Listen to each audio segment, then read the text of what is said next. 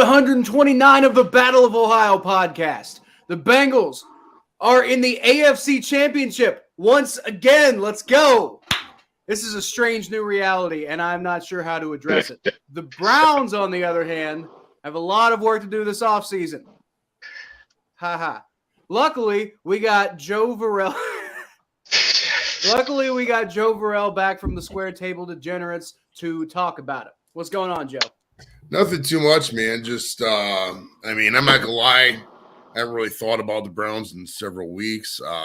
I've said many times in many Browns groups and to many of my friends that the 2020 season as an entirety, if you consider from March on when we first traded for Deshaun, this is easily the worst season I've ever remembered. Yes, that does include 0-16. I mean, because you end up this year, Stefanski needed to be fired. They're keeping the fucking guy to see if he's compatible with the quarterback. And we know he's not because he's a fucking idiot. So the Browns are going to go 4-13 next year. And we ain't got no fucking draft picks. So there's no hope for the future. We still got this idiot GM, this idiot fucking owner from Tennessee. So there's no hope. And yes, 100% this is worse than 0-16. So, I mean, as far as the Browns go, the Bengals, I mean, I'm with T-Star over here. I'm with Thomas, bro. I can't and all due respect to you, and I know you love your team, and I know, but we're in total hater mode this weekend. I don't want to ruin the prediction surprises, but I mean, I just can't at that point. But so how you doing, buddy? I'm going to react to that. After the intro, because we got the intro, but I'm going to react to that like very answer after, because Joe, you're right about a lot. I disagree with you with one thing, but you're right about a lot. And I'm going to give you, go ahead, Steelers still suck. Go ahead, finish your intro, Kyle, so we can do this, because I really want to react to that. Okay, well, I got two things to say because Joe, you asked me how we're doing. I'm doing great. The playoffs, right. I'm doing a lot. Shut up, but Thomas, the Steelers are keeping Matt Canada because why? Oh, they are? Oh, Pittsburgh, you still suck. Go ahead, cue the music. I got to find the music now that we're on this new thing. Here we go. Welcome to the Battle of Ohio podcast, where we follow the revival of the historic rivalry between the Cincinnati Bengals and the Cleveland Browns.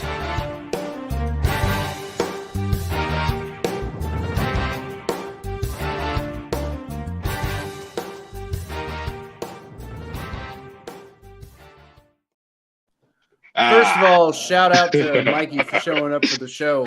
My vacation was great, Mikey. I got to watch the Bengals walk all the hell over the Buffalo Bills. And you know what? We got two Browns fans here today, so we'll probably spend plenty of the show talking about the Browns. We're also going to do predictions. That's part of the reason that we wanted to bring Joe on. But real quick, let's just talk about the Bengals because what's really weird is everybody believes in us now, and I'm scared, and I don't like this. Right. Yeah, fuck you all. We're not the underdogs anymore, and I don't know how to handle it. Y'all even favorites. Like I can't even find a good bet. Like I waited too long to bet on y'all win the Super Bowl because like y'all like the second favorite team to win a Super Bowl. Like if I wasn't a Browns fan, I'd be like, yeah, the Bengals win the Super Bowl because Patrick Mahomes got one leg. I hate this. They still got Travis Kelce. I do not want Joe. I do not want the Bengals to win a Super Bowl for us. I don't want that to happen. Well, I look at it my God, I don't want that to happen. 3 times in a row. You just don't beat teams 3 times in a row like that. Like, remember that last Browns Bengals game? Remember that gut feeling you go ahead? It's like you had no gut feeling, but no way the Browns were going to win this. The gut just tells you. This game has that same feeling, bro. You just can't. And I know Kyle loves some Bengals, but it's just like there's too many people behind Burrow. He's too popular right now.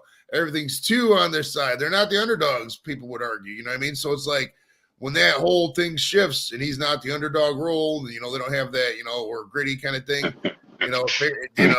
chickens come home to roost kind of shit. So we'll see. I mean, Patrick Mahomes does have one leg, but it sounds like that sprain isn't as bad as the writers are writing out to be. It sounds like he's going to be pretty solid.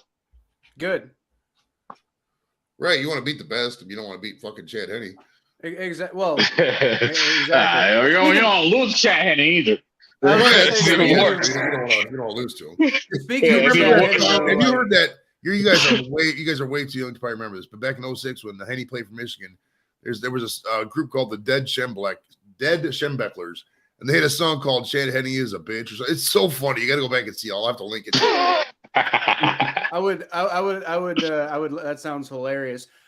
I very much remember 2006, Joe. I'm not that young, but I didn't really pay any attention to college football back then, so I probably wouldn't know anything about that. But Thomas, I understand where you're at because I was the exact same position when you guys played the Kansas City Chiefs back in the day. Like, a couple years ago, I was like, no, the Browns can't win a Super Bowl before us. What kind of black magic did you do? What black magic did you do in 2020, Cal? Well, I didn't do any black magic. The Browns just weren't that good. Shut up. Yeah. Well, that's how it is. I mean, out of all these teams in this area, the big four, the Browns, the Bills, the Bengals, and the Lions. We all want to be first. And once the Browns win it, yeah, go ahead. The rest of the three other teams can win it. The successful years, I don't care. But I don't want to be, after all these years of not winning it, I don't want to be the first team to. I don't want the Bengals to be the first team I don't want the Bengals to be the first team. Let it be the Bills. We joke about it all the time, but I mean, the Lions and the Browns at least won an NFL title. I mean, the Bengals and the Bills have never done that. So we have to acknowledge that. I mean, some people might say recency bias. Oh, what are the Browns doing now? But I mean, historically, the Bengals have never gotten there. Last year was a good couple things in there, but I just don't see Mahomes this year going down like that. I mean, he's so lockstep with Kelsey, and I watched that game and are they dominating every play? Obviously not, but man, they do enough to where they just get it. And he's on a mission this year, man. How can you not love Kelsey? I know you call him Kelsey, I still call him Kelsey, but how can you not love him? What a fucking hog! Imagine. Here's a good one for you, Kyle. Would you rather throw aside their ages? Would you rather have Kelsey on the Bengals or Jamar Chase on the Bengals? Would I rather have Kelsey or Chase? So I would rather have Jamar Chase. What? Age don't matter, you said. If age didn't matter. So they're like the same age, hypothetically. I suppose. I would rather have Jamar Chase, and the reason I would rather have Jamar Chase is because Joe Burrow is our quarterback. For the Bengals, I think Jamar Chase makes more sense than Travis Kelce. But I also do think that Travis Kelce is the greatest tight end of all time. And you saw the impact he made for the Chiefs against the Jaguars when Patrick Mahomes was out for that 98-yard drive. That was 90% Travis Kelce. So, like in a vacuum, if I'm like, I don't know, the Saints for like let's use Mikey as an example. If I'm the Saints, a team that I got, Andy Dalton or Jameis Winston or whoever at quarterback, and I just need like some great player, probably Travis Kelce at that point. But for the Bengals, I think Jamar Chase. Yeah, makes sense. Well, they went to college together too, so the connection makes sense. You know what's crazy about Travis Kelce though is that one thing I love about tight ends is that they get better as they get older. Tight ends they start to hit their stride at like 26, 27. How old is David Njoku? 25 probably. He's pretty young. He's getting better, man. He's getting better. He's getting better and better every season. I know his contract is about roughly the age of no longer being with the Browns. No, they actually re-signed him in the offseason. They gave him a big ass extension. Yeah. There's a lot No. It was I heard the trade rumors popping up again. Oh yeah. I don't know if that's accurate or not. But no, we ain't trading Njoku. Last year before they signed the big extension, we ain't trading Njoku. We ain't trading Njoku. Hey, pause for a second, Joe. Can you move your head for a second? Yeah. Is that a Vinny Testaverde jersey? Oh, that's a Mike Allstott jersey. Oh, okay. That makes. That's Nick Chubb, and Mike Allstott. Okay, that makes more sense. Mike Allstott kind of like transcends fan bases. I thought I was like Testaverde, what? But okay. Oh, but he played for you guys for a little bit. Yeah, before he went to the Ravens. Yeah, he kicked ass at the Ravens. That Browns team in '95, if they would never moved, they would have won 2-3 Super Bowls. No question about it. Not a single question about it. Belichick, Saban, all the Testaverde in that offense, and they would fuck. I know you guys were babies when that was happening, but I was a senior in high school in 1985 when they moved. And that's because in '94 they made the playoffs in that young team, and then '95 it felt like they got the rug pulled out of them when Merdell announced in the middle of the season that they're fucking going to move. That was so eerie back then going to, because what they did, they pulled all the advertising. There was not one advertising. So everywhere you went was just like black. It was like playing in a video game or walking in a video game, football game or something. It was so eerie, dude. You're never going to see an environment like that again. Ever. That was such a huge thing that happened. That's actually, I believe, my first football memory is the Browns moving. Oh, wow. By the way, so what you said earlier, Joe, and I really want to address this, is that this is the worst Brown season for you ever. I do agree with you that this is worse than 2016. It's probably the worst of my lifetime. I'll probably argue that 1995 season when they that 1995 season was pretty bad. But I think I'm with you. This season is probably the worst season. And it's not that they weren't, because they weren't bad. I think that's the thing that really frustrates you about being a Browns fan, is that they weren't bad this year. They weren't bad at all. They had some good wins. But that really frustrates you because they had so many fucking bad losses. And then we have this Deshaun Watson thing, which is in itself so many freaking layers that just beats on you as a fan. There's so many fucking layers of this. And one of my biggest fucking pet peeves, and I hate when people do it, and I gotta address it every single fucking time they do it. And I don't want to get into this conversation when they say it, but like, oh, you guys got the rapist on, and then they're serious about it. I'm like, oh god, we gotta go here again. I gotta explain this the 35th fucking time. 35th, okay, 37. I guess we'll make it 38 now. Why we don't want to talk about it? It's like, I don't make decisions. I'm not Jimmy Haslam. We just want to win, okay? We just want to win football. Go read the fucking court transcripts if you want. Okay, he's not a rapist. He's never charged in court. That's all I got to say. I'm not going to defend it. But the constant, oh, man, May, April, June. Oh, it was death, dude. That was death. Oh, God, it was so horrible. Talking about losing the same stuff. Losing the same stuff. 92 through the fan, everything. I don't know how those guys did it, just day in and day out, talk about the same shit and idiosyncrasies of some bullshit case. It's all whatever. Dude, I couldn't imagine.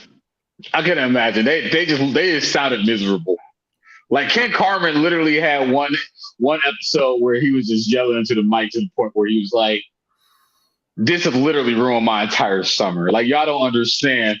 This has ruined my entire summer. I am not qualified to be talking to this many lawyers.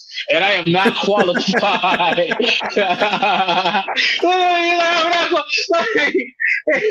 He was like, "I can't do this, man."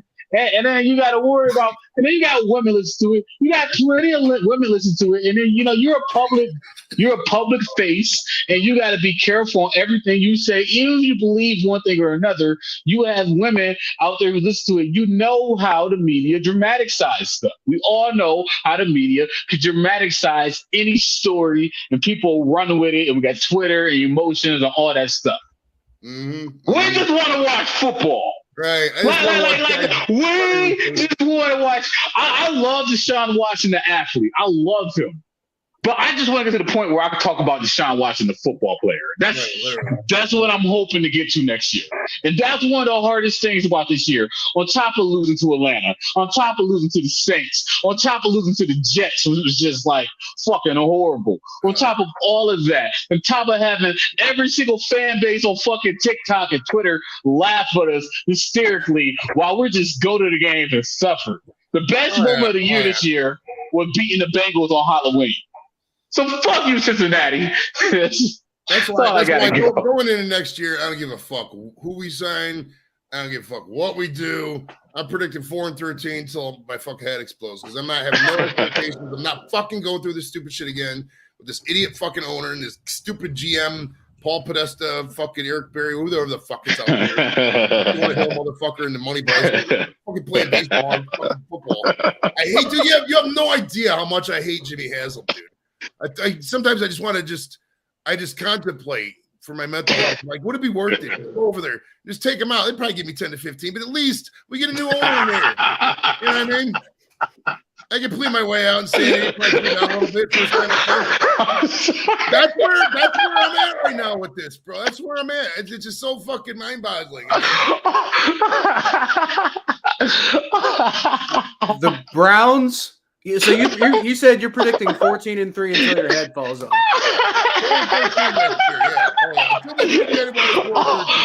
The Browns have won. He's not going to do anything. He's not a good coach. He just sucks. He just plain fucking sucks. People are like, wait to see. Wait to see what? There's nothing to fucking see. The guy is not a good coach. He just sucks. Okay, look, hold up a minute. The Browns have won 14 games once, ever, and that was in 1948. And so, like, you can tell me, like, oh, Kevin Stefanski sucks. But, like, y'all, compared to who? Well, I mean, the problem starts at the top, and I've said this in the Browns group many times, is until the Tennessee guys are stuck. I mean, it's going to be 20 to 25 years of bad football until this guy goes, because this guy clueless on how to run a business, clueless on how to run a football team. I mean, he hires all these Harvard guys. If he hires one more Harvard guy, I'm just going to fucking burn every ticket I see. No more fucking Harvard guys. I don't even like talking about Harvard now. It's how much I fucking hate Harvard. Like, fuck these guys. Like, get some other school. Dartmouth, Brown. I fucking see Kennesaw State. Bring him in. I don't give a fuck. My God. Obama went to Harvard. Yes, we can. Yo, all right. So look. Shut up. Did he go for undergrad? I think he went for undergrad.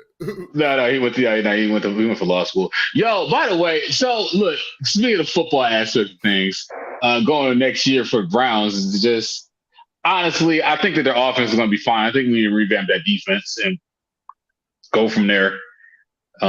Defense scares me, dude. I mean, besides Miles, I mean, our defensive tackles are garbage. I mean, we had no linebackers. Our secondary. We got the corners. The secondary is serviceable. The secondary is the only defense I think it's even serviceable. The rest of it's really sketchy. Like you said, offense are okay. The line's probably good. Maybe a little depth here or there. Maybe another wide receiver. And skill position's okay. And Deshaun does okay, it's fine. But yeah, that defense of ours, man, we need some. I don't know. Maybe it's just a scheme. I don't know. Maybe we get the new guy in there. Like Swartz. That was a decent signing. I fuck with that. So maybe we could go 500. I don't fucking know, dude. It's we analyze this every year in the same shit. They just sucked in the fucking year. So man, you gonna come on. You gonna come to the show in August. You go like, all right, Thomas. All right, I'm feeling it. You're gonna watch like 2 preseason games. You're gonna be like, look, man, fuck Cincinnati, fuck Joe Burrow's ass. Deshaun Watson's coming up. Deshaun Watson's gonna have a great preseason. You're gonna be like, Deshaun Watson, baby. You're gonna come in in August. You're gonna be like, all right, cool.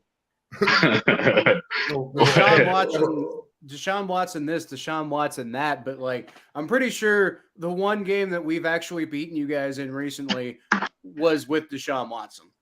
Yes. But here's the thing, Kyle.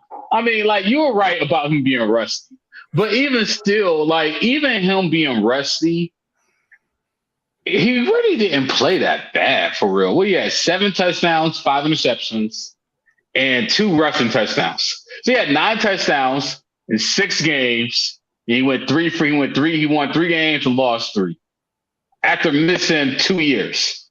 I mean, that's not horrible. I'm not gonna lie. I'm not gonna defend anything Deshaun did this year. I mean, the guy sucked. What do you want me to say? I like the guy. I want him to succeed. I want the Browns to succeed. But this year he didn't. I mean, it was the rust. I mean, you see flashes. Any person in America went through that kind of offseason that he did would have had the same year. I mean, there was no way. In hindsight, dude, I think it would have worse. All that public pressure, everything he went through, everything the Browns went through, everything the fans went through, the suspension, then the resuspension, then the unsuspension, then the super suspension. There was no way this season in hindsight was going to work. With the he couldn't focus. I'm happy he didn't get a year so he could play now and kind of like get all the cobwebs out so he can start next year fresh. I really fucking hated pissing away another year though. That's the thing that pisses me off the most. Prime year.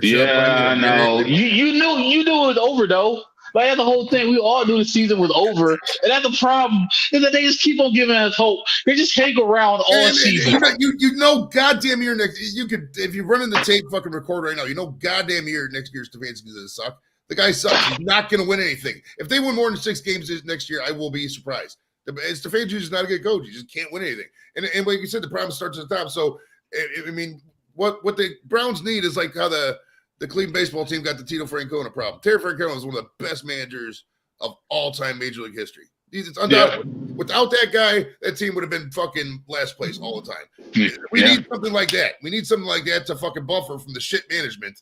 We got like Haslam and the Dolans and all those fucking shit owners we got in Cleveland. We need a once in a miracle lifetime of super coach, or else it's just gonna be fucking mediocrity from here on out and losing seasons. That's all I can say. I mean, you got to find a workaround. It's like when you have a government job and there's that lazy fat fucking accord doesn't do anything, but he can't get fired, so he's got to work around him.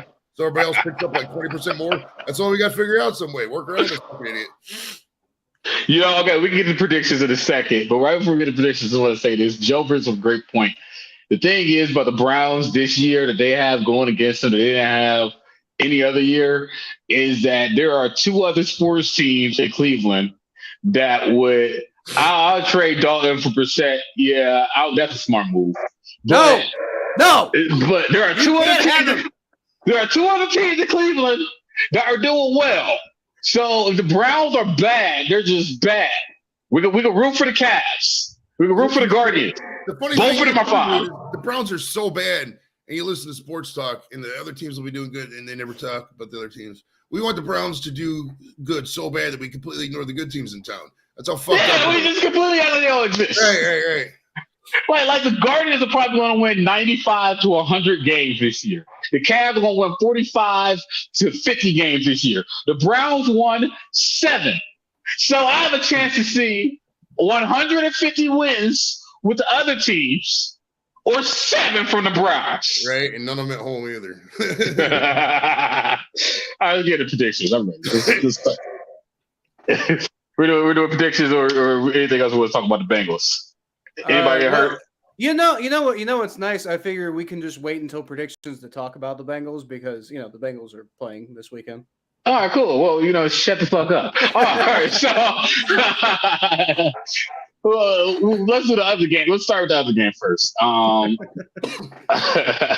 Let's start with the other game first. You know what? Actually, before we get into that though, I want to hear your take on the Lamar Jackson situation. Joe. Like, where do you think Lamar Jackson plays next year? I think I've thought a lot about the Lamar thing because it's like obviously the Deshaun contract really, really affected the Lamar situation. He's going to watch the best part about the Deshaun Watson trade. At least $200 million guaranteed the guy's going to watch, and Bisciotti's not going to give it to him. There's no fucking way. I mean, he's going to go up to $150 million max guaranteed. I think he's going to play somewhere else next year. If I'm a betting man, boy. I mean, there's that whole make a splash thing. Vegas needs a guy. We'll see. I mean, I think Vegas will try to swing for the fences of Brady. I think Brady will end up retiring. And I mean, it's just a gut feeling. I think he goes to Vegas, man. Because him out there with, what's his name? What's that guy he used to play for the Devontae Adams? Oh, that'd be a fucking long range. Awesome. And then if you got Lamar and then Josh Jacobs and then Devontae going deep and then Darren Waller over the middle. That's a nice little team right there. So we'll see. Well, I got to say, I was thinking Jets, but like the rumors are lately, especially after they hired what's his name, Nathaniel Hackett as the offensive coordinator. I'm thinking they might actually end up going after Aaron Rodgers now. I heard that. I heard the Rodgers to the Jets. I wonder how many picks they'd want. I mean, if I'm the Jets, the guy's he's gonna be 41. You can't give up 2 number 1s for him. So, I mean, man, what's going on with football? Where it's becoming like this, man? Quarterbacks just stay where they're at for like 20 years. Well, the thing with the guys in the playoffs now, if I would have give you 100 names to say, okay, give me 100 names you think of guys who could be a quarterback in the AFC and AFC Championship games, I guarantee you at the beginning of the year you would not put Brock Purdy in that fucking list, and then here we are. I actually leading up to the draft, I was really high on Brock Purdy as a 7th round pick. Like I was like, this guy, I think like I wanted the Bengals to pick him up as a backup quarterback because I'm like, I think this guy is a little underrated. I was not thinking he would be doing this, but you end up in San Francisco where the quarterback situation just kind of happens this way. He had an opportunity, took advantage of it. But I felt like a lot of people were sleeping on Brock Purdy because like I remember like in the recruiting class, Brock Purdy was talked about as one of the best, one of the best high school recruits in that recruiting class, and then he totally fell off of the map at Iowa. But I don't know. I felt like people were kind of sleeping on Purdy in the draft. See, I never try and argue with Kyle about stats. Yeah, I'm not gonna lie. Before because- Purdy came up, I never heard of the guy before he came in. Because like who the hell in Who the line fuck is this guy? Mike the White. 7th round of the draft? I'm like, I was just like, he would just be a great pick in the 7th round. The 7th round. I was gonna get Bitch, the 7th round. Right? It's just not fair. Well, they got so many weapons going in 49, dude. On that offense, just think of all the weapons they have. Man, this is Cleveland, man. Dude, they had the best fullback in the league in Juszczyk, Medina's own Kyle Juszczyk. Then you got that guy. Jeffrey back there, and then you got Ayuk out there. You just not even forget about Keitel. You still got Debo. He's like a fucking Swiss Army knife. Debo Samuel is one of my favorite players to watch in NFL. He's so They put him in the backfield. They throw him out in the slot. They throw him out wide. Oh, he's fucking awesome to watch, dude. Yeah, he's pretty nice. What a great offense they got in San Francisco. Man, if the Browns could have something like that, that'd be beautiful. Well, I mean, we did have that. We had that coach. Yeah, it's all about the coach. And that defense, too, in San Francisco. I love their defense, man. I really do. But not even Bosa withstanding, but, man, their defense just swarms and tackles when it needs to. I really fuck with their defense, man. I just hope we can beat them when we see them in 2 weeks. So you're working for the Ickey Woods era of the Super Bowls. I got a funny Ickey Woods story. So I try to get all these guys on my show, right? And Ickey Woods had a Facebook, so I messaged him. And then the one time, I think his account got hacked because I say, "Hey, you want to be on the show?" And he's like, "Oh, sure." And they say, "No, do you hear about?" I gotta find this message. Let me find this message while we're bullshitting. I gotta find this Ickey Woods message. See if it's still here. So while Joe's looking for that, I'll just mention Mikey said Chris Olave got snubbed from Rookie of the Year, and that's absolutely true. He should have been in there. With the Rookie of the Years, who's on the list for Rookie of the Year this year? Let me see. Fucking finalists. Yeah, I don't even know who won it. I'm here to tell you. Well, they haven't. They're not going to announce it until I think February. But I'm here to tell you right now, Brock Purdy's winning Rookie of the Year. Like go home, everybody else. And it's not because I think Brock Purdy is necessarily the best rookie. It's because narrative wins when it comes to these awards. Narrative always wins, and Brock Purdy has by far and away the best narrative. So Brock Purdy is going to win Rookie of the Year. Other than that, there's Kenneth Walker from the Seahawks, Garrett Wilson from the Jets. And then, like I said, Brock Purdy from the 49ers. There's 2 other guys. Chris Olave was not on that list, and he probably should have been, but probably a snub, I would say. What bets do you have for this weekend, Joe? What do you think? Who would you bet on having a touchdown this weekend? I'd probably say Jamar Chase and Travis Kelce for sure. I think those two are gonna go at it. I'm expecting some offense to Kansas City, and I think that I think Keitel gets in the end zone this week. Yeah. How long it's been? They've been wanting to get Kyle Juszczyk in the end zone for a minute. They tried last week. They like getting fullbacks touchdowns, so that's I wouldn't go out and bet it if you didn't want to potentially lose your money, but if you want a flyer, man, that'd be a nice one.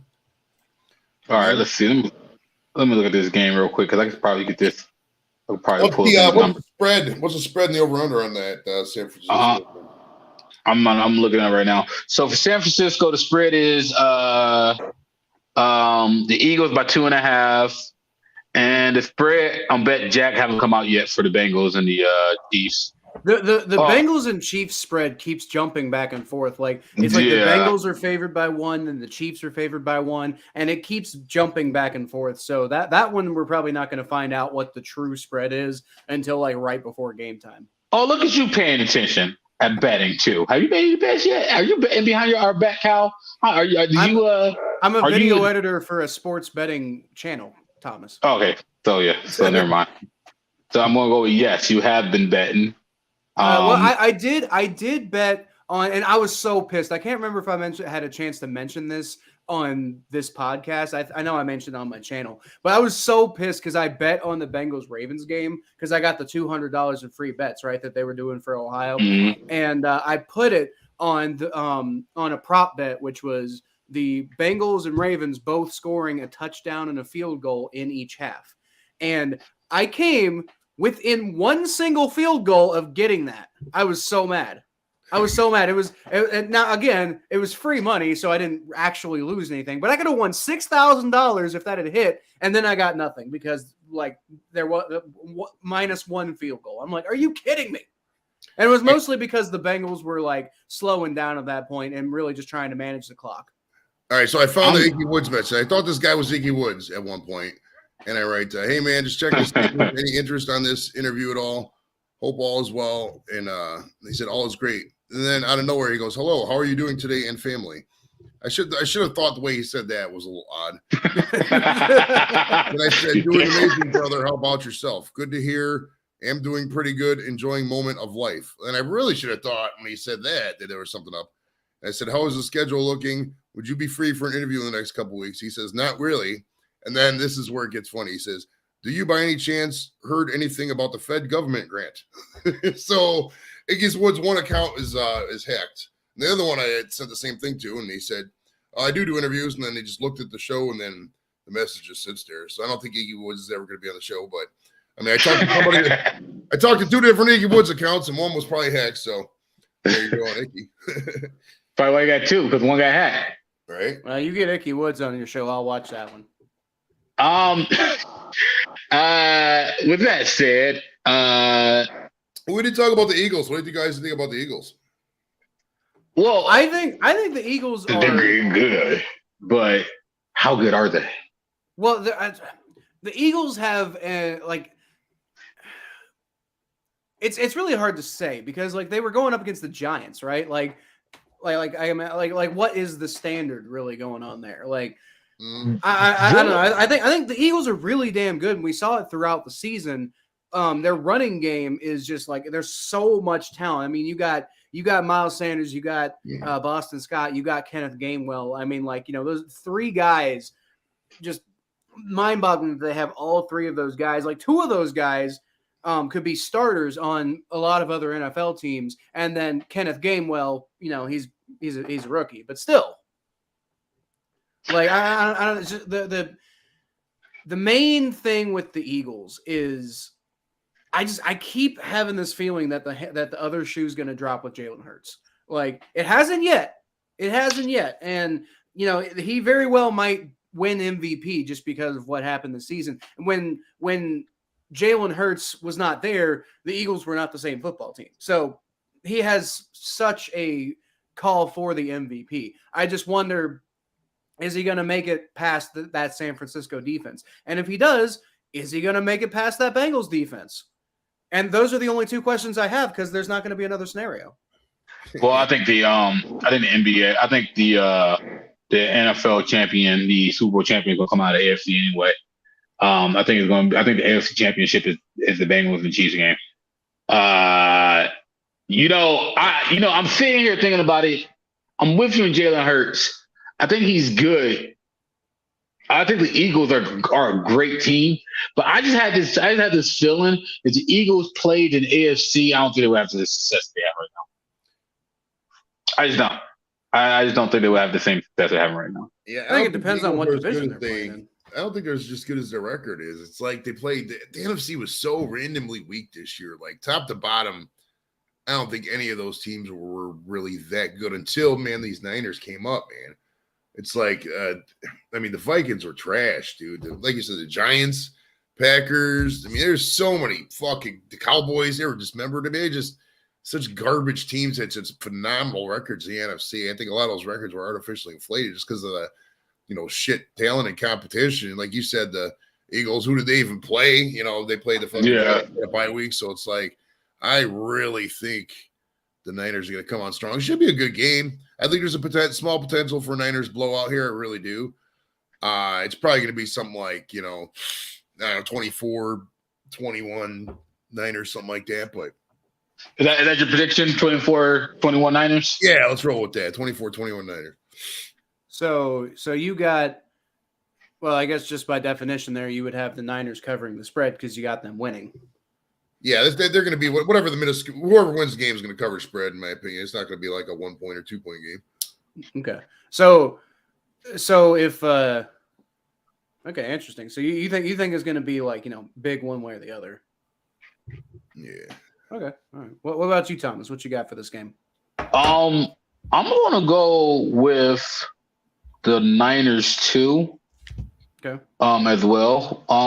What is the spread on Niners? Oh, it's 1.5. Yeah, I'll take that in the spread. He's right.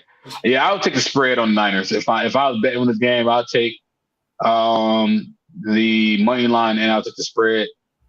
Looks like that's kind of I'll take the spread on that. I'll definitely take the money line actually. On the Niners. As far as what I think is happening, I'm with you. I just think the Niners defense is gonna find a way to stop Hurts.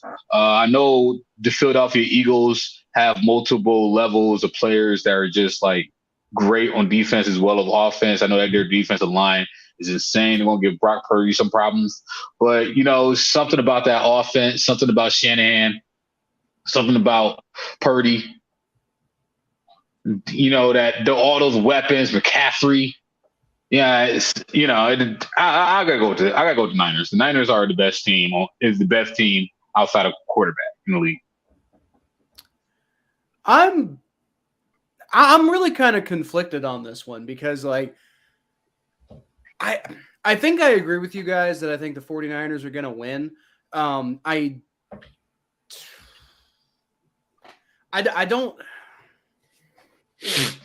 don't think they cover that. It's a small spread. I still don't think they cover it, but I do think they win. I'm a terrible sports betting video editor. Apparently, can one of y'all explain to me what a money line is? It means that you outright think they're going to win. Oh, okay. So there we go. I'm not touching the spread. I'll take the Niners on the money line, but I don't. The spread is 1.5 though. So you don't think they're going to win by more than 1 point? The spread's 2.5. Oh, okay, I'm sorry. It matters what app you look at. Fine. If you got 2.5, then fine. That's fine. Okay. And I'm also taking the under because I think it's going to be a very defensive game. Like Philly and San Fran have very good defenses. Great. Right. Top two defenses in the NFL at least. Yeah. Top five. Great defense. So my biggest concern here is like the reason that I don't really want to hardcore commit to San Fran is because I just don't think Brock Purdy's playing as good as everybody thinks he is. I could see the Eagles winning because Purdy throws a pick or two, but I'm taking San Francisco here, but I'm not like super confident in that. Okay. All right. So moving to the second game, the AFC Championship game, KC versus the Bengals. Kyle, we know who you got, but what do you think is going to happen in this game, bro? What do you think is going to be the flow of the game? How do you think it's going to turn out? Okay, so I mean, obviously, I think the Bengals are going to win. I will say, with how much people seem to be, like, it seems to be right now a hot take to say that the Chiefs are going to win. So I'm a little scared. Like I'm a little concerned that the Bengals aren't going to have that underdog kind of narrative to kind of motivate them. And when they do that, they tend to not play quite as well. Like I've seen them like when they actually get to a point where they're like a legit team, they kind of have a tendency to kind of I don't know if it's not prepare as hard or something, but they just kind of get in their own way when they become one of those top teams. So I'm a little concerned. I do think that they win it though, because everybody's downplaying the Patrick Mahomes injury, but I would be shocked if it doesn't limit his mobility, which is a big part of his game. The Bengals are ball hawks when it comes to playing against Patrick Mahomes. That's another big one right there. And then just Joe Burrow is playing so efficient lately, and I haven't seen the Chiefs defense do a damn thing against him his entire career. So I think this is going to be another one of those examples of whatever the over is, I hammer the over. I think this is going to be a very high scoring game between both teams. I think the Bengals are going to pull it off in the end. It's going to come down to it always comes down to with the Bengals in the playoffs. It's going to come down to a late Joe Burrow drive and then a big turnover at the end. You got a score for us? What do you think the score is going to be? Let's go.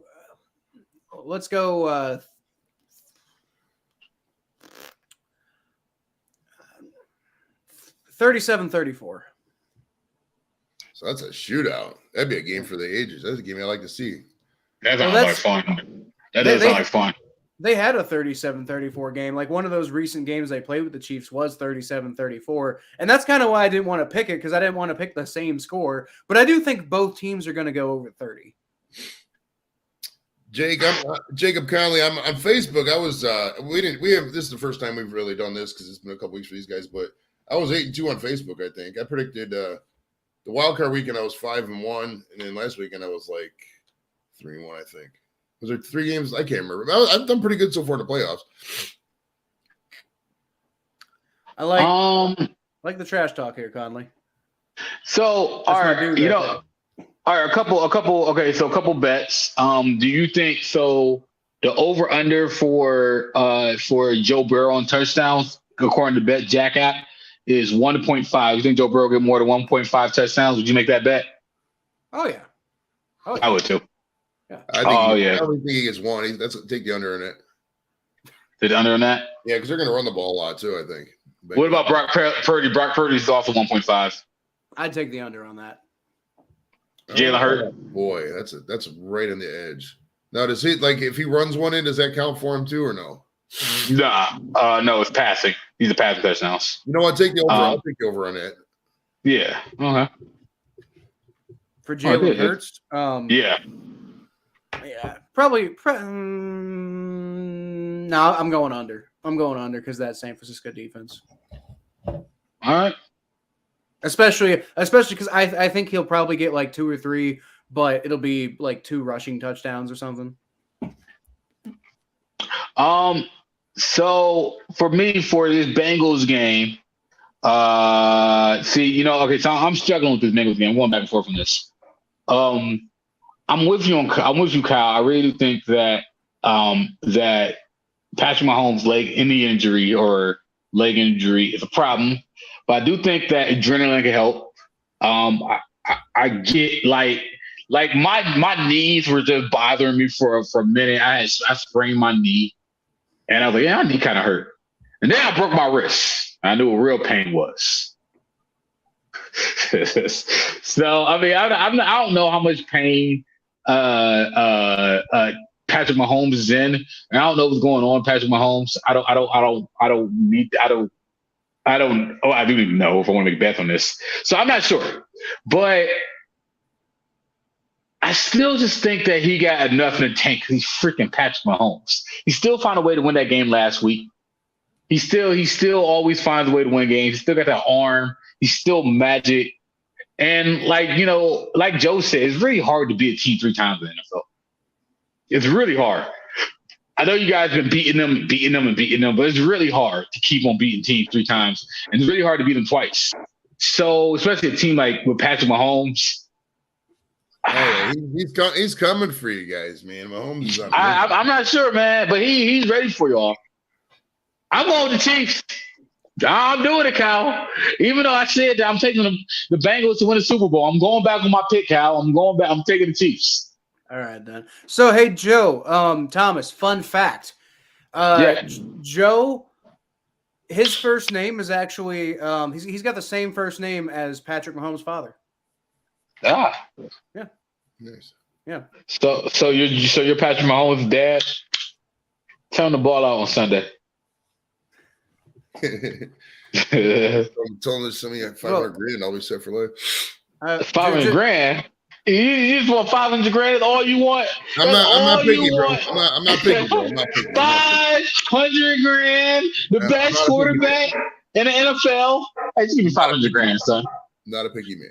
Man's probably net worth $450 million. Just give me $500,000, son. There's a lot of taxes in that, Tom. There's a lot of taxes in that, bro. They take out like half that shit. So that $450 million contract, he's probably getting fucking 220 of that, you know? He probably had like $275 million. A lot of fucking lucky money. Bastard. Right? Imagine what you do that kind of money, dude. Just walk down the street. Like anybody. That's the thing, too, man. The more rich you get, the more easier it is to make money. You know, somebody like Mahomes, they'd be like, hey, I want to be in your show. And they'd be like, all right, $750. You can just do an hour show fucking 5 times a night, you know? make a Yeah, man, he do whatever the fuck he want. Man, he's fucking Patrick Mahomes. He got to work another day of his life. He just walk in the bar, go up to a girl, go like, "Hey, I'm Patrick Mahomes, bitch." Right, and just walk out. Have to say that. He can sit there and they'll come to him. Shit. I actually found a picture of his father Joe. Ding. Oh.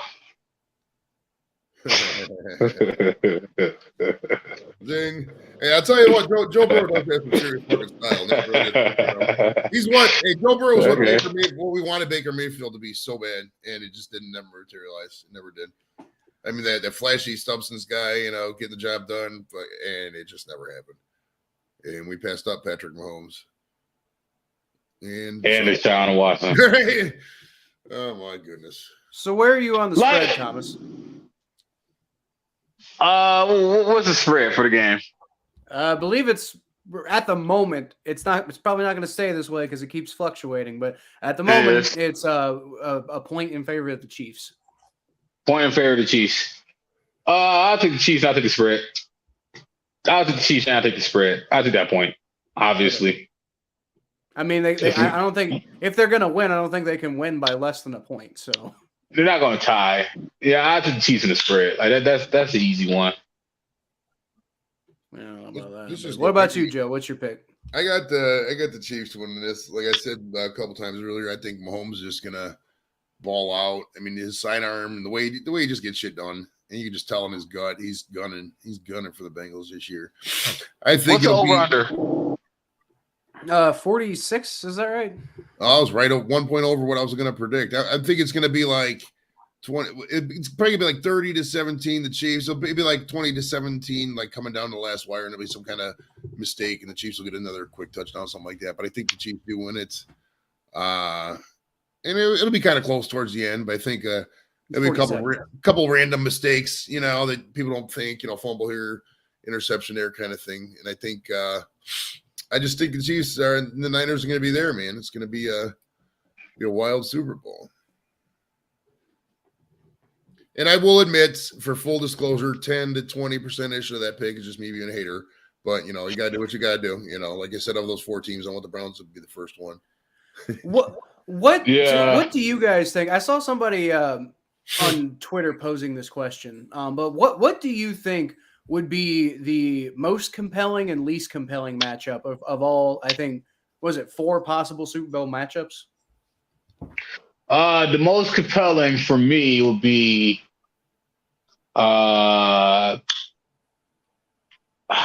shit. I hate to say this. It would be the Bengals versus the Eagles. I think that'd be a fun little matchup. Bengals and 49ers. I think that'd be fun. I think Bengals and 49ers would be fun. Bengals Eagles would be the 2019 LSU versus Alabama rematch with Hurts versus Burrow. And that's the one I really don't want to see. I really don't want to see Bengals Eagles. I don't. Yeah. Most compelling would probably. I mean, honestly, even though I picked them to lose, most compelling would probably be, rematch the Super Bowl. What was that, 23 or whatever? Niners Bengals. That'd probably be the most compelling. So it sounds like we can all agree that the Chiefs are boring. Yeah, the Chiefs have already been there. They've already won it. I mean, none of the other teams really. I mean, it's been a while for the Niners to win. It's been a while since the. Patrick Mahomes is nice though. I do want to see Chiefs a Chiefs Niners Super Bowl. That'd be fun to watch because then it'd be like a rematch. So Jim's NFL 7 has a question. I think for you guys, I'm not entirely sure what he means by this question because he asked, "Would you prefer the Bengals lose now?" Oh no. Okay, so would you rather? So would you guys rather the Bengals lose this AFC Championship that's upcoming, or see them go 0-4? So I guess lose 3 more Super Bowls. Oh, 100% lose now. I don't want to see them get. I predicted. I guess it would lose 1 more Super Bowl because they. No, I don't want y'all to go 0-4 in Super Bowl. If I'm being honest, I don't want to see Joe Burrow ever get the Super Bowl ever fucking again. I mean, it'd be on this year. I want to see the Browns dominate and get up there. Fuck Joe Burrow. I love the guy, but fuck that pretty motherfucker. Right, end of the day, I'm a Browns fan. I mean, get every single in any capacity whatsoever. If I'm being honest, I gotta leave fucking Ohio because I can't compete with that man.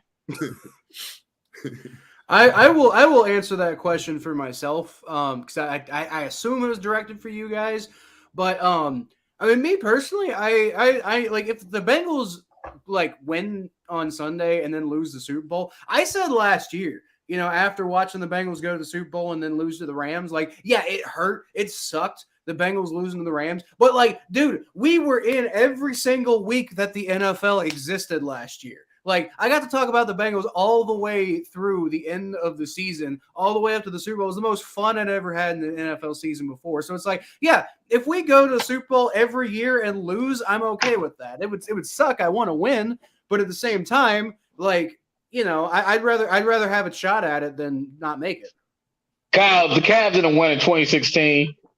Every single one of those finals. If the Cavs went 0-4 against the Warriors in the finals, they would not be loved right now. Yeah. People. Oh yeah. Yeah, people be dude. Come on, man. Like the Cavs made it 4 straight NBA finals, lost all 4, and one of them Kyrie Irving left.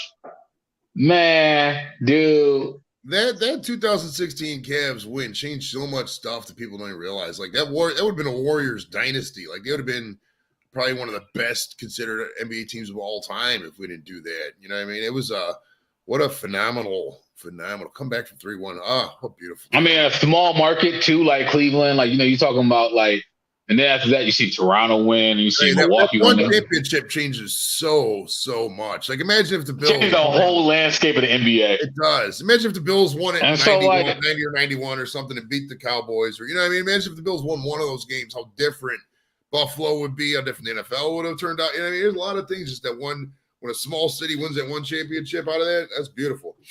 Yeah, so like it seemed like that's why I'm with you, what you said. The Bengals cannot fucking win a fucking Super Bowl. They cannot be the first team out of those 4 cities to win a Super Bowl. If it's not gonna be us, let it be Detroit or Buffalo. Because at least in those 2 places, weed is legal. But it cannot be in Cincinnati, man. Fuck y'all. Okay, listen, Thomas. I'm gonna answer the question that I posed earlier about which one would be the most or least compelling matchup. First of all, and I kind of want to echo what Jim NFL 7 here said. Like, regardless of how you feel about like the Bengals winning the Super Bowl or whatever, like we just the Chiefs can't get away with it again, man. Like, fuck the Chiefs, honestly. Like, fuck the Chiefs and fuck the Chiefs fan base. And I'm like y'all might not agree with this, but this week the Bengals are America's team because America hates Brittany Mahomes and America hates Jackson Mahomes, and in general, America is tired of the Kansas City Chiefs. So I'm tired of Bengals, man. I'm tired of Joe Burrow's pretty ass. I don't think the Chiefs are as hated as you'd think. I mean, I would say like Patrick Mahomes' family is as hated as I think they are. Well, I mean, I guess it depends. I mean, I don't really see much of that coverage, I guess. I mean, I don't Mahomes to me is just one of those transcendent players, dude. He's just, and I know Burrow potentially could get there, but Mahomes is just, he's like watching poetry in motion. He's going to be top 5, or he might be top 2 or 3 by the time it's all said and done. I mean, the guy's a fucking animal, dude. He just gets it done. The guy's a winner, you know what I mean? No, I mean, I agree. He's top 2 in the NFL right now. Wait, real quick. We don't got to talk about the Steelers today, do we? We don't got to talk about the Steelers today, do we? We don't got to talk about the Steelers. We're not talk about them. We do. But there's not much to talk about. The only thing to talk about right now is Matt Canada's back, and like, why are the Steelers like? I don't understand. Like, I don't understand. Like, the only thing I think we might have talked about this on the last podcast, but like the only thing I can think about with the Steelers is they just want to keep things the same for Kenny Pickett. But like, other than that, you can't justify that. The Steelers offense was so horrendous for half of the year this year. And I mean, beyond that, I guess they got a little bit better, but it's mostly because Kenny Pickett started getting a little bit better. And I don't understand how you keep Matt Canada around, especially with how much he's hated by Steelers fans. What do you think of Kenny Pickett, Joe? I don't mind Kenny Pickett. I mean, he's I don't know. I think he's better. He's the best they got on the team. He's better than Rudolph and Trubisky. I mean, he wins games. I mean, what can I say about that? I mean, the guy gets the fucking job done. I mean, He's not a Pro Bowler yet. I don't know if he may. I mean, if he does stick around for like a 10-year career, he'd probably make 1 or 2. He's not going to be a Hall of Famer, I don't think. But I mean, he's the type of guy. If you got a good team around him, he could definitely win shit. I mean, they get a couple. They lost a lot of. They ain't got no more. Like there's an air of just blah in the air in Pittsburgh. Like a lot of those Steelers fans really don't want nothing to do with Mike Tomlin anymore. They're like, this guy hasn't won a playoff game in fucking 1 game in 6 years, something like that. I mean, it's yeah, they had no talent. Right. I mean, it's once Ben left. I mean, it's like a lot of the stuff. I mean, they got some decent players on the defense. I mean, they fucking make it for Patrick, TJ Watt. No, dude. Like what he's doing with that talent compared, like if we're being completely honest, the Browns have more talent than the Steelers do, but the Steelers finished with a better record. Well, Steelers got better coaching staff, even with fucking Matt Campbell. Exactly. And this is a wild thing to say, but you take the exact coaching staff the Steelers have and switch them with the Browns. The fucking Browns are probably in the playoffs right now. That's how bad the Browns coaching staff is. And the Browns would even get it done under Matt Canada. I guarantee you Deshaun would have probably won a couple more games. Same thing with the fucking Jacoby. Even as bad as Canada is, because he probably would have at least ran the fucking ball, right? Defense would have played better. Oh, boy, would have. Jeez. God, man, can you imagine giving Mike Tomlin, Myles Garrett? I would love to have Mike Tomlin and the Browns fucking sidelines. I could be a great coach for the Brownies, bro. Fuck. Oh, dude, he'd just be wrecking shit up, right? At least Garland hit my parlay for me. Thank you, Garland. I don't think Mike Tomlin would have worked with the Browns. And the reason I say that is I know he had a lot of other problems, but look at a guy like Freddie Kitchens, right? Like he had a similar kind of mentality, the way he wanted to run his team that Mike Tomlin has. And it just completely blew up in his face. And the reason is, I think you alluded to it earlier, Joe. It's a systemic problem. It's a top-down problem with the Browns. And it's like, you can't have that kind of that's why I like Kevin Stefanski as a Browns head coach, because he's kind of like that no-nonsense type of, like Mike Zimmer style of mindset. Whereas Mike Tomlin just lets, dudes go out there and, yeah, y'all remember 2018. Did you just compare Mike Tomlin to Freddie Kitchens? Yes, I did. My point is, I think Freddie Kitchens would have been just fine in a competent organization. Now, I don't think he would have been as good as Mike Tomlin. No, I'm not trying to say that. What I'm trying to say is, stylistically, from the way they like to run their teams, Freddie Kitchens takes after that kind of Mike Tomlin type of philosophy.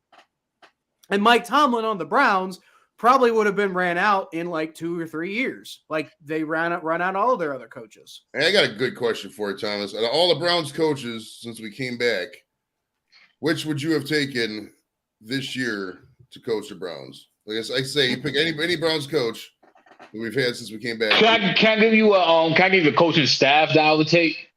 Sure. I would take the 2014 Mike Pettin coaching staff. Okay. I would take that coaching staff. I would go with Mangini in 2010. I think Mangini would have fucked. No, I thought Mangini was fine too. I thought Mangini got a bad rap, honestly. If I'm being honest, I thought Mangini had a really bad rap in this time. Oh yeah, I thought he had a bad rap too. I thought they got the coaches. Excuse me. I thought 2014 was a good balanced coaching staff.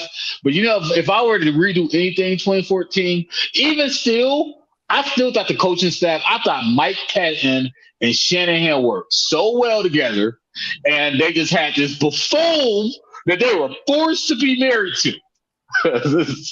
They tried their best to hide Manziel, and man, it worked for 10 weeks. Remember that? Remember we were I think we were in first place. 7-4. Remember that? 2014 was last time we were probably in first place, close to it. Remember that Thursday night game? 7-4. It was Thursday night against the Bills. Remember that? And Hoyer broke his leg. Remember that? Oh, it was. Oh, dude, no, that was the year before. But yes, I do remember that. Oh, and that fucking sucked. But the very next, and that was when they had Chud, and they fired him too early. But I just feel like Chud got such a raw deal. They didn't give him. He had such a raw. He didn't even get a chance. It's funny. When Brian Hoyer was doing good for the Browns, Brian Hoyer's from North Olmsted, where I'm from, and the school, it's fucking literally 5 doors down. They put up a big sign that said Brian Hoyer went to school here when he was doing good with the Browns. It was funny. Yeah, man. They went 7. They started season off 7-4, man. And they started Johnny Manziel. First place too. And they didn't lose. They didn't win a game. They didn't win a game after they started Johnny Manziel. 7-4 to 7-9, right? Only in fucking Ohio. Fuck so that that's guy. a good question, Kyle. What do you think about Sean Payton going to some of these teams? I think that's way too much they're asking because they heard like 2 first rounders. Some of these guys are trying to give up. I think that's it. Goes right along with what I was kind of saying about Browns coaches.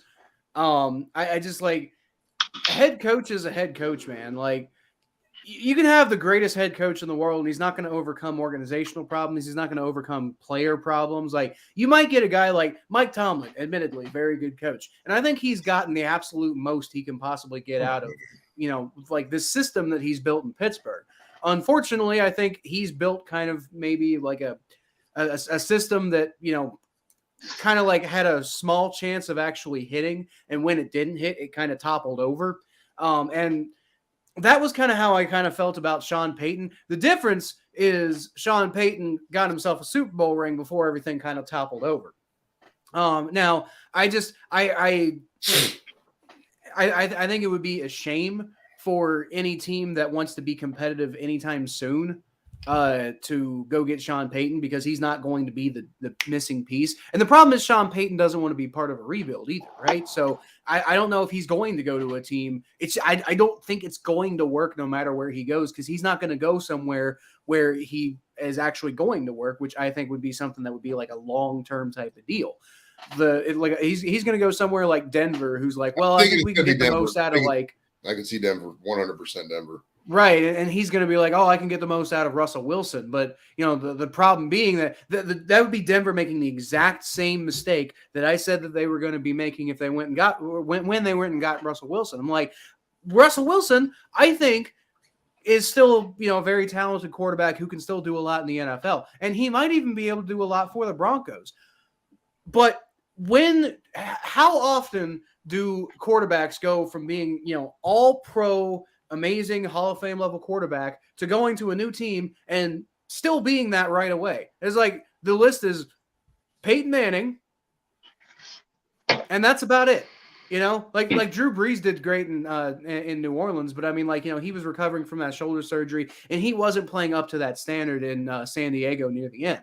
So I know they won really quickly with Drew Brees in New Orleans, but